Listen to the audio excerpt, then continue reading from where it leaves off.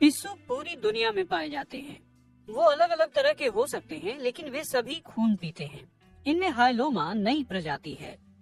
यह पिस्सू पूर्वी भूमध्य सागरीय इलाके से पैदा हुआ है, जहां इसकी वजह से क्रीमियन कांगो हाइमेरेजिक बुखार फैलता है। ये बहुत ही बुरी बीमारी है जो जानलेवा भी साबित हो सकती है। तो डर इस बात का है कि ये पिस्सू उस वायरस को यहाँ भी ला सकता है। हाल के वर्षों में यूरोप के कुछ हिस्सों को हाइलोमा ने अपना घर बना लिया है। बाल्कन देशों से लेकर स्पेन तक पहली बार इस पिस्सू के जर्मनी तक पहुंचने के संकेत मिल रहे हैं। हो सकता है कि आने वाले सालों में यहाँ पर ये अपना बसेरा बना ले। अनुमान है कि जलवायु परिवर्तन के कारण जब गर्मी बढ़ेगी तो गर्मियों के मौसम में इस प्रजाति के पिस्सू कुछ इलाकों में डेरा जमा सकते हैं, जैसे कि बर्लिन के दक्षिण पूर्व में। हालांकि जर्मनी में अब तक जो भी हाइलोमा प्रजाति के पिस्सू मिले हैं, उनमें किसी में क्रीमियन कांगो हाइमेरेजिक का वायरस नहीं मिला है। हाइलोमा पिस्सुओं पर जो भी दस्तावेज हमारे पास हैं, उनमें एक भी क्रीमियन कांगो हाइमेरेजिक बुखार का मामला नहीं दिखता, लेकिन हमें सजग रहना होगा। उत्तरी गोलार्ध में पिस्सुओं की वजह से लाइम बोरोलियोसिस नाम की बीमारी के मामले देखने को मिले हैं। उनके रोगाणु गोलाकार बैक्टीरिया होते हैं जिन्हें बोरेलिया कहते हैं।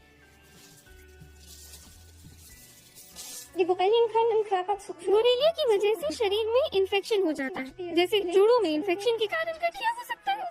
इससे दिल की मांसपेशियों में भी इन्फेक्शन हो सकता है, दिमाग में भी हो सकता है, जिससे न्यूरोबोलेरिया होने का खतरा भी बना रहता है। बहुत से पिस्सू झाड़ियों और बड़ी घास पर बैठे रहते हैं। मौका मिलते ही वे इंसानों पर चढ़ जाते हैं। ध्यान ना दें तो वे हमारी त्वचा के ऊपरी हिस्से में अपने दांत गड़ाने लगते हैं।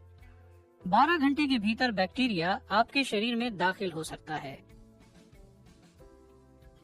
बोरेलिया सबसे पहले आपकी त्वचा में दाखिल होते हैं, फिर त्वचा पर लाल निशान पड़ने लगते हैं, जिन्हें इरिथेमा माइग्रान्स कहते हैं। अगर सही समय पर आपको इनका पता चल जाए और एंटीबायोटिक ले लें, तो फिर आप सुरक्षित हैं।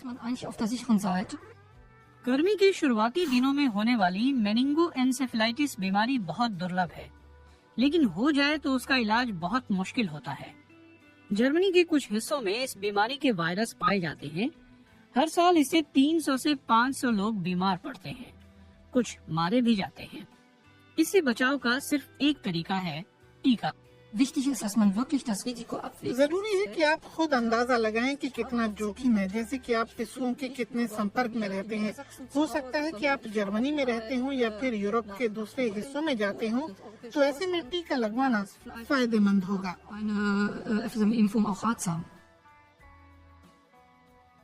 हाइलोमा हो या फिर दूसरे पिस्सू, उनसे फैलने वाली बीमारियों से बचने का सबसे अच्छा तरीका यही है कि उनके काटने से खुद को बचाएं। पूरे शरीर को ढकने वाले कपड़े पहने और पिस्सुओं को दूर रखने वाली दवाएं भी इस्तेमाल करें। पिस्सू ने काट भी लिया है तो उसका तुरंत इलाज कराएं ताकि संक्रमण का खतरा कम हो सके।